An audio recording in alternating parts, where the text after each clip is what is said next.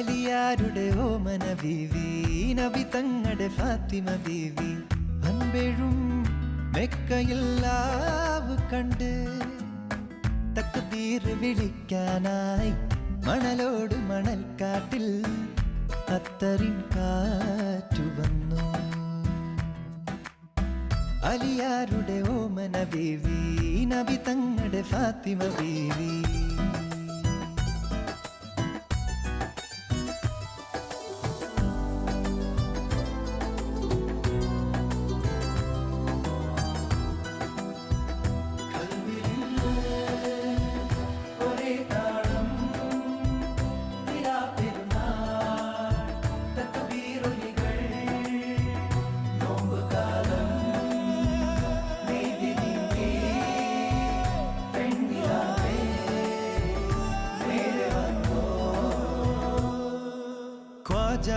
മെഹബൂബിൻ തിരുവരുളാലേ